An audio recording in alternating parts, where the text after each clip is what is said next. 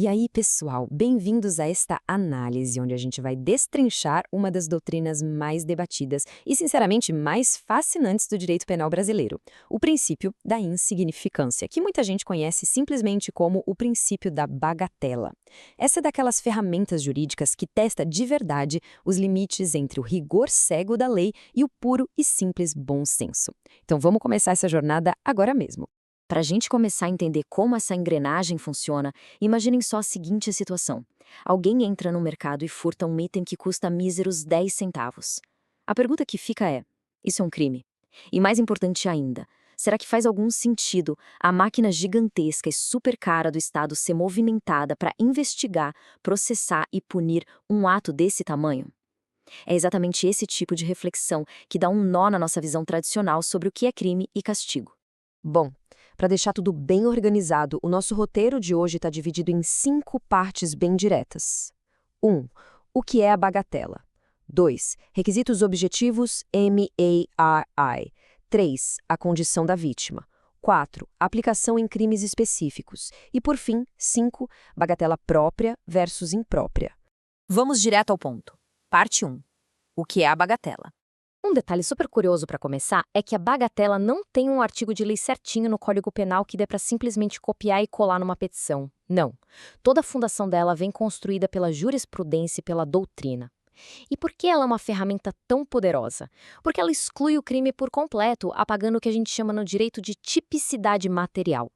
Olha só. No papel, furtar 10 centavos se encaixa direitinho na lei como furto. Isso é a tipicidade formal. Mas, no mundo real, materialmente falando, a ofensa foi tão absurda de pequena que o direito penal simplesmente ignora. Sem tipicidade material, o crime, aos olhos da lei, deixa de existir. Acabou. Seguindo em frente. 2. Requisitos objetivos MARI.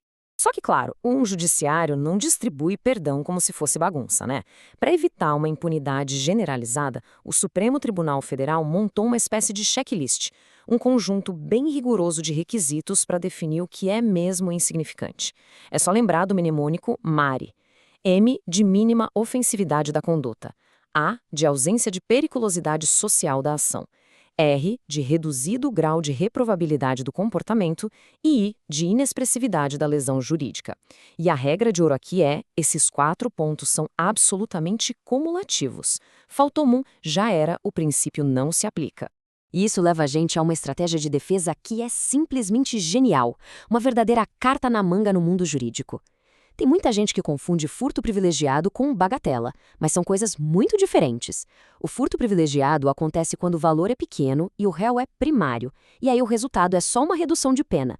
Já na bagatela, que costuma envolver valores abaixo de um salário mínimo, a pessoa é totalmente absolvida, porque, como a gente viu, o crime é anulado. E o mais fascinante, num caso real, é perfeitamente possível e até recomendado pedir as duas coisas ao mesmo tempo. Se o juiz não der absolvição total por um lado, a defesa já tenta garantir a redução da pena pelo outro. Mas a coisa complica um pouquinho na vida real. Vamos para a parte 3, a condição da vítima. Aquele checklist do STF que a gente acabou de ver não conta a história inteira. A matemática muda completamente dependendo de quem sofre o crime.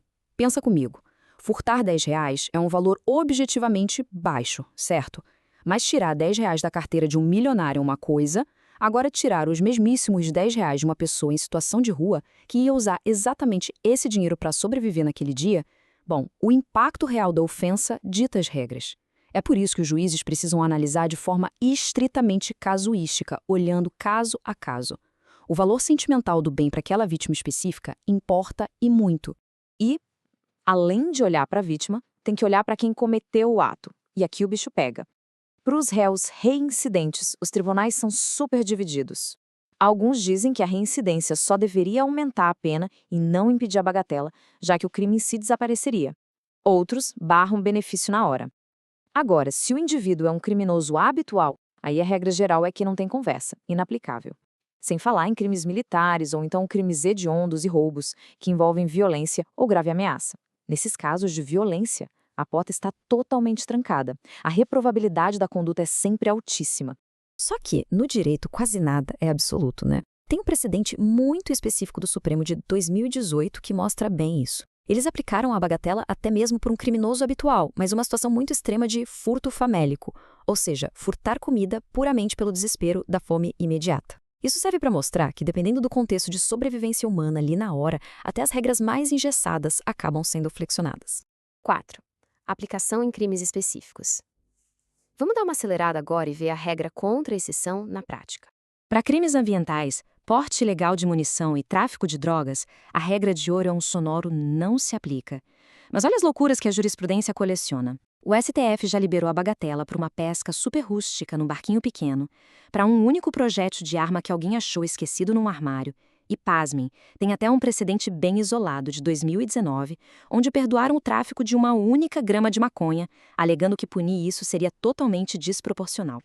Isso ilustra de maneira brilhante como a prática muitas vezes diverge da teoria. O STJ tem súmulas fortíssimas, super rígidas, como a 599 e a 606, dizendo que a bagatela nunca pode entrar em crimes contra a administração pública ou em transmissão clandestina de internet. Mas os próprios tribunais superiores relativizam isso. Eles já autorizaram para rádio pirata de baixíssima frequência no interior do país e, o mais notável, débitos tributários federais de até R$20 mil também escapam de punição criminal. R$20 mil. Mas a gente precisa ter um cuidado enorme aqui para não confundir duas coisas, prestando atenção no critério da especialidade. Esse limite de R$20 mil só vale para o descaminho. O que é o descaminho? É quando a mercadoria em si é totalmente permitida por lei, mas a pessoa tenta dar um calote no imposto. Agora, se for contrabando, aí a conversa muda. O contrabando é importar coisa que é essencialmente proibida ou ilegal. Nesses casos, não importa o valor, a bagatela é terminantemente inaplicável. Outra fronteira absoluta, que é como um muro de concreto inegociável no sistema, é a violência doméstica. Segundo a súmula 589 do STJ, não tem margem para conversa. A bagatela simplesmente não entra de jeito nenhum, porque o bem que está sendo protegido ali transcende qualquer ideia de insignificância. Em compensação, para menores de idade cometendo atos infracionais, a história é outra. O princípio é perfeitamente aplicável e paralisa o procedimento de forma super eficaz. E agora a gente chega no último bloco. 5. Bagatela própria versus imprópria. A teoria aqui fica bem profunda. E é vital separar esses dois conceitos que têm nomes parecidos, mas resultados totalmente opostos. A bagatela própria é tudo isso que a gente discutiu até este exato momento. Ela exclui a tipicidade logo de largada, ou seja, o indivíduo sequer deveria ser processado, porque o crime legalmente nunca existiu. Já a bagatela imprópria reconhece que o fato nasceu penalmente relevante, sim. O processo criminal vai acontecer até o fim. Mas, lá na hora da sentença final, o juiz declara o seguinte: olha, aplicar uma pena para esse caso seria simplesmente desnecessário. Essa tal de bagatela imprópria funciona como uma causa supralegal de extinção da punibilidade, ficando ali muito próxima de um perdão judicial. E justamente por não ter uma regra explícita para todas as situações, ela gera uma dor de cabeça imensa e uma resistência gigante nos tribunais. Muitos juízes temem que isso crie insegurança jurídica. E tem um detalhe bem amargo nela: não se estende a múltiplas vítimas no mesmo fato. Imagina um acidente de trânsito em que o réu acaba causando a morte da própria esposa e também de um amigo no carro. O juiz pode até dar o perdão pela morte da esposa por causa da dor da perda, mas isso não o isenta automaticamente da responsabilidade pela morte do amigo. É uma análise super delicada. E assim, a gente encerra essa exploração com uma provocação importante. Observando todas essas complexidades, os precedentes bizarros e essa linha super tênue entre o perdão e a punição, o que dá para concluir? Será que flexibilizar a lei em prol da insignificância traz a justiça verdadeira para os casos do nosso cotidiano ou cria um labirinto perigoso de insegurança jurídica? É uma tensão constante entre a lei e o bom senso. Fica aí a reflexão. Esperamos que essa nossa análise tenha deixado esse debate muito mais claro. Um grande abraço e até a próxima.